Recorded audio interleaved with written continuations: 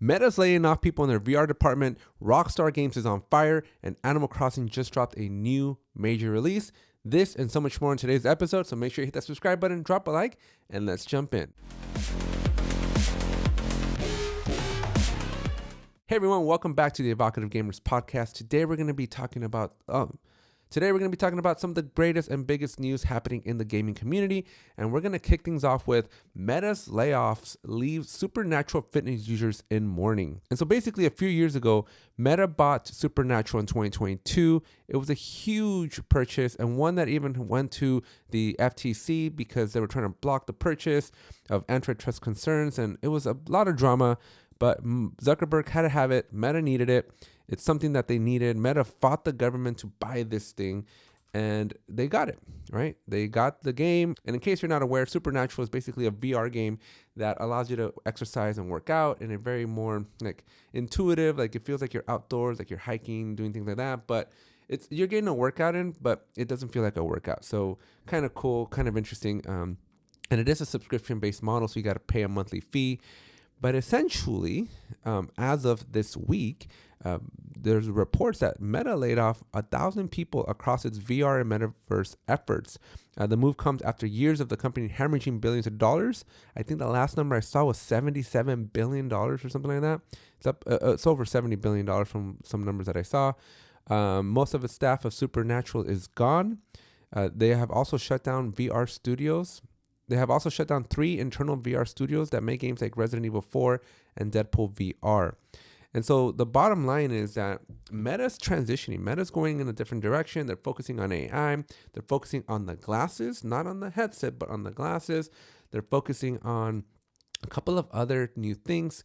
They got their llama. They're going in a different direction, and one that they feel is going to be much more prosperous.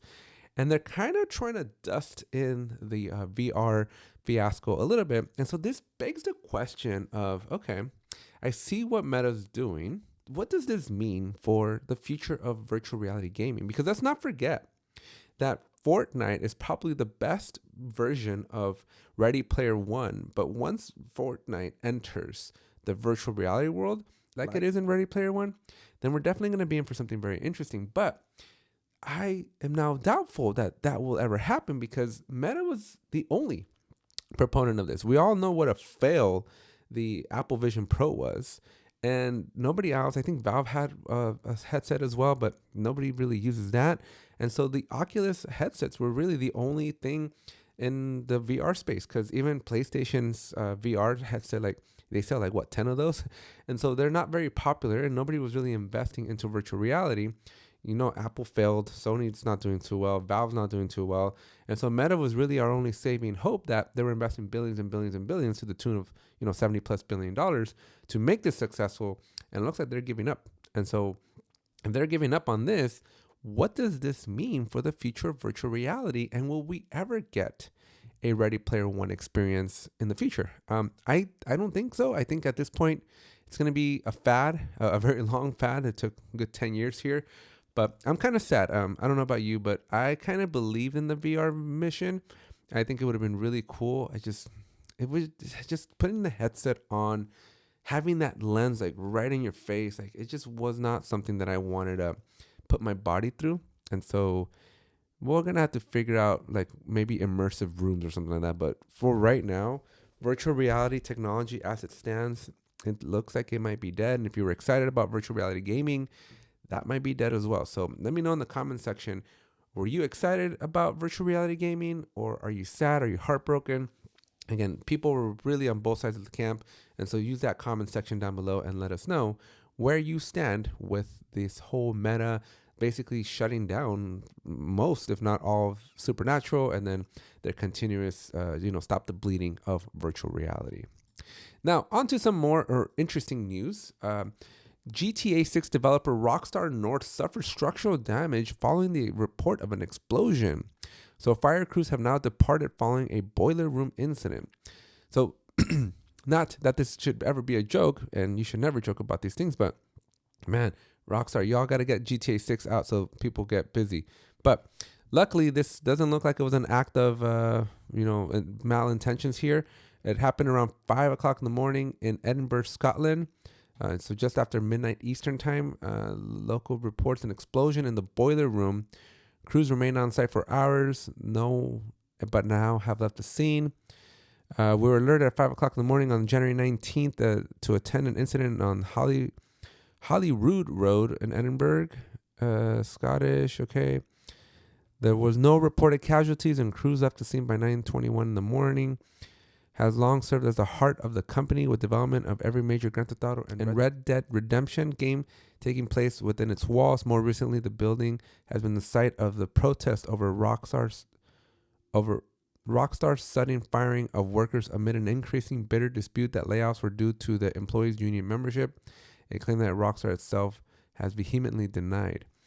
It is believed that the office remains shut off. So basically, I don't see anybody sabotaging Rockstar or being mad. I don't see any mad customers, even though there's a little bit of controversy there.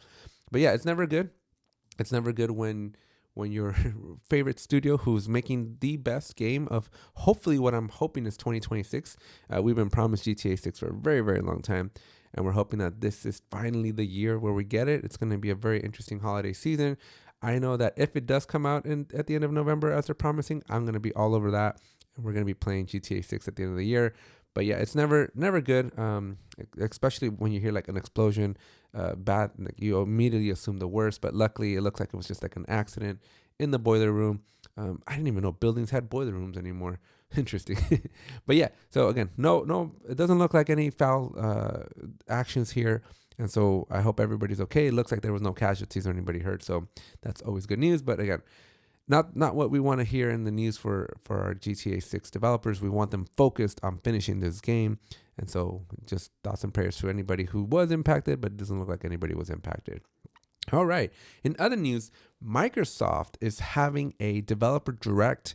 It's coming back January 22nd. We're going to watch Fable, Forza Horizon 6, and Beast of Reincarnation gameplay direct from the studios. So this is happening on January 22nd, or has happened on January 22nd, depending on when you're watching this. And yeah, it's going to be basically an event, live stream, it looks like. And Microsoft's going to be releasing some cool new things. This is fitting with the Xbox 25th year anniversary. 2026 is the 25th year of Microsoft and Xbox being around, and so that's kind of cool. But it looks like we're going to be focusing on Fable. I am not going to lie, I have a couple of Fable games. I think I have the first one. I've never played. I never got into it. I don't know. I never really cared for it. We got Forza Horizon 6, which I was always a Gran Turismo kind of guy, and so I never got into it either, but it looks like we're going to get some updates there. And then Beast of Reincarnation. I've never seen this one, but Game Freak, that's the makers of Pokemon, intense one-person, one-dog action RPG. For the first time, Game Freak will reveal details of our protagonist Emma's innovative plant manipulation actions and gameplay with her canine companion Ku. And Beast Reincarnation, profound and dangerous worlds unfolds in a post-apocalyptic Japan. It sounds like almost like The Last of Us, but in Japan.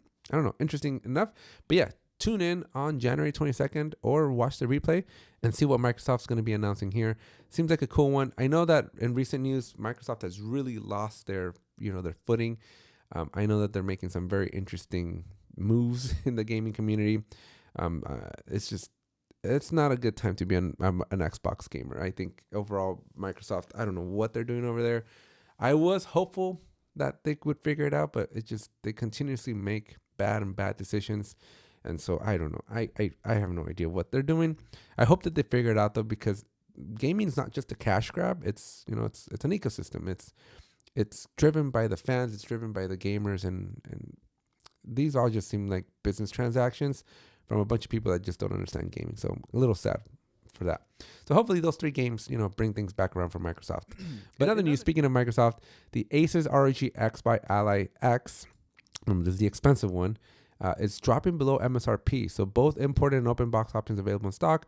With the advent of PC gaming handhelds, nearly limitless library of games from Steam and other PC clients, the best gaming handhelds have a hefty price tag. So ideally, you can pick one up at a discount. The Asus ROG Xbox Ally is one of the newest flagship gaming handhelds and is arguably the best one. Costs $1,000 everywhere except for a couple places. So AliExpress, not a place that I would go buy from. I've never bought one from AliExpress, but we do have Best Buy dropping it 8% down to $919. So if you've been thinking of getting it, this might be an opportunity to get it now. $919 will be the open box unit, and $950 will be the excellent condition here. So technically these aren't new, but again, if you want to save like $50 to $80, this might be a good deal for you. I think, as you all probably know, I mean, as soon as Microsoft announced this Xbox Ally X, and especially as they announced the pricing, it seems like kind of dead on arrival. $1,000 is just way too much. So I would expect to see more discounts coming in. I can't imagine that Microsoft's moving these as quickly as they would like. And so I would assume that at some point, unless, the RAM prices just make everything astronomically even more expensive, but I would assume that at some point we should see a price cut or a discontinuation of these. This is the only two paths that I see for the Xbox Ally X, is that they're either going to discontinue it because of poor sales, or they're going to do a price cut, or maybe a combination of both. Because, yeah, I'm not spending $1,000, even though it's not the most expensive. We have the Lenovo Legion 2 costs $1,100, and the MSI Claw A8 costs $1,150. So it's not the most expensive, but I still think that anything over $1,000, heck, even $500 for the Switch 2. I mean, this thing was what, $300 for the Switch? Like, this is what it needed to be at, the $300 price mark. $1,000, I don't know what they're thinking at this point. All right, so let's pivot over to Nintendo, as we have our Nintendo open here. We got a new president of North America. So Nintendo of North America, we got a new president. Her name is Devon Pritchard, and she is making her first industry appearance since taking on the role, which was effective as of January 1st. If y'all remember, Doug Bowser stepped down. What an interesting guy. Like, I loved the previous president. Who was the previous president? Regis Phil-Ame. I love that guy. This guy was basically the guy that ran Nintendo of America, my childhood, and he did a phenomenal job. He handled the GameCube well, handled the Wii well, right? Like, it was just an amazing time to be around as a Nintendo enthusiast at that time. Mr. Bowser, just, how do you have the coolest name and like not make the coolest impact? Like, it just blew my mind. So hopefully Devon here will do a little bit better. I don't know what her background is. I don't know if she's a gamer. I think you kind of have to be a gamer in order to do this. So I hope she's not coming in from like the economy side of the company, because that's just going to ruin everything as they normally do. She wants to celebrate 15 years of supporting the games industry, lifting voices. Okay, this connects. The Playing with Purpose program supports quarters. So it doesn't tell me anything about her, at least. Okay, so she was the vice president of revenue. Yeah, see, this is what I'm talking about. I don't like these things. I don't like when people that manage the money are now in charge of the company, because you lose that creativity. Joined Nintendo 20 years ago, described the company as a long-standing member of the North American leadership. The former Nintendo European president and current managing executive officer. Okay, joins America as its CEO. All right. So we got a president and we got a new CEO. Announcing back in September that he was stepping down. Doug Bowser says, now's the time for the next generation of leadership, and Devon's track record speaks for itself. Exceptional leader. Again, I just don't like it when we have finance people run tech companies. And I know Nintendo's technically not a tech company, but you make very crappy decisions, right? Every decision that will come out of Nintendo for the foreseeable future with this individual at the helm, right? It will be for the bottom line. It will be impacting just Nintendo's short-term gains, right? And so we lose a little bit of that creativity. But Miyamoto, being as old as he is, he's just tired, right? And we're just, I think, and even with the price, man, the price of $500 for the Switch 2, things going up in price, the games that just, where are the games? Like, we're going to be taking a look at what games are coming, but Nintendo's hurting over here, man. And I think they got to figure something out quickly, because it is not looking good for Nintendo, in my opinion. I think Nintendo's got to figure something else out. Okay, let's switch over. Again, Nintendo Switch 2 games confirmed or coming out. And again, Nintendo Switch 2 has been out for a minute. It's been out for a good minute here. But where are the games at? I still don't have one, because there aren't any games. Like, you got Mario Kart World Tour, and that's like the only one I would want to play. But we're getting a 007 First Light. This comes out May 27, 2026. Haven't seen any of the game footage. I don't really particularly care for it.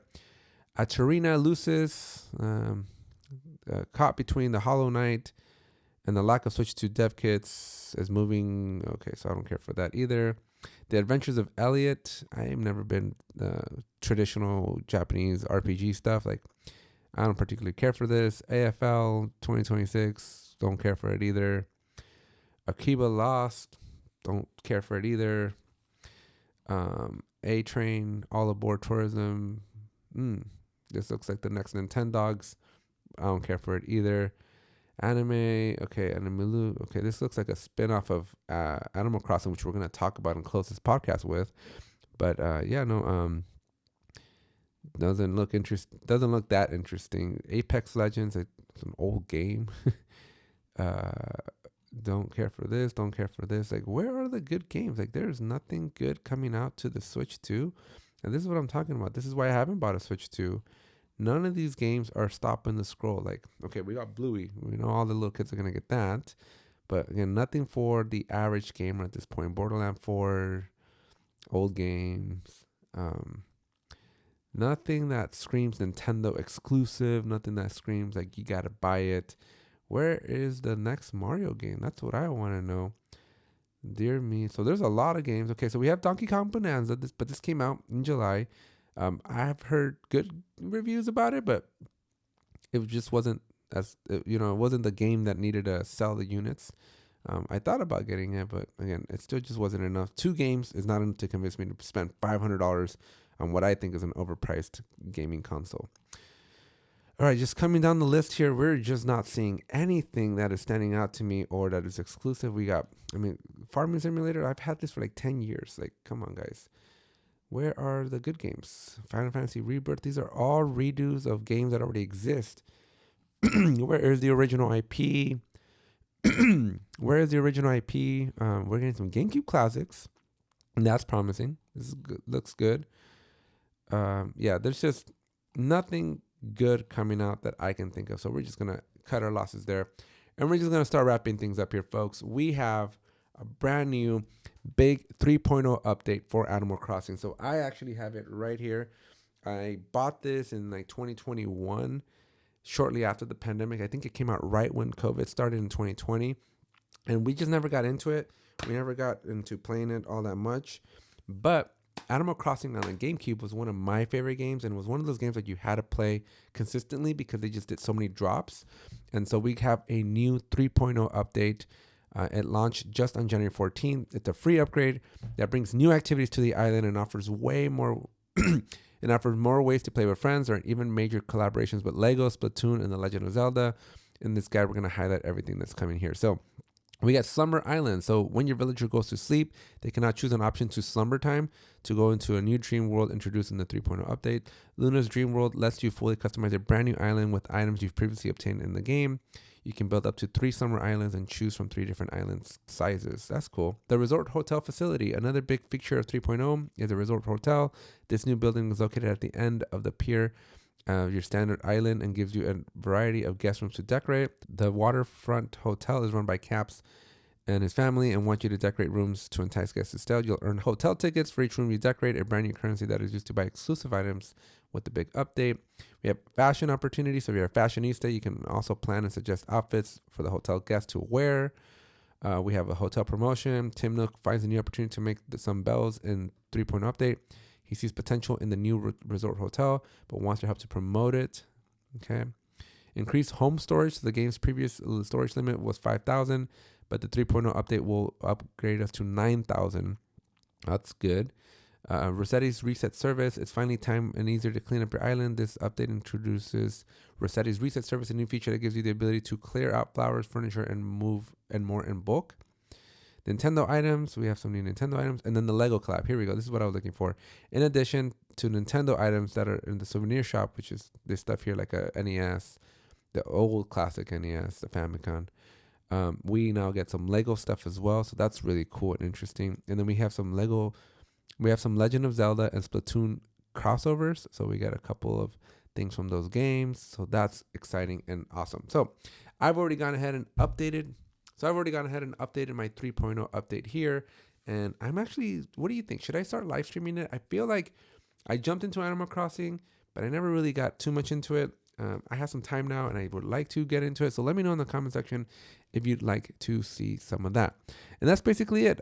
If you enjoyed this is going to be a wrap up for today's episode. I just want to quickly show you, just in case you missed it, because I don't think we can have an episode of Evocative Gamers podcast without a little mention of Fortnite. So right now we got South Park Born in Chaos. It is now in Fortnite, and so if you like South Park, I was never a big fan of South Park. I'm not a big cartoon person, but if you are a fan of South Park, then check out South Park in Fortnite happening now. And so, folks, if you haven't already, please consider subscribing to the channel. Drop a like if you got value out of this video. Share this podcast with your friends and family. And as always, stay tuned. We got a lot more content coming your way, and maybe even some Animal Crossing 3.0 gaming footage. So stick around, subscribe, and we'll see you in the next one.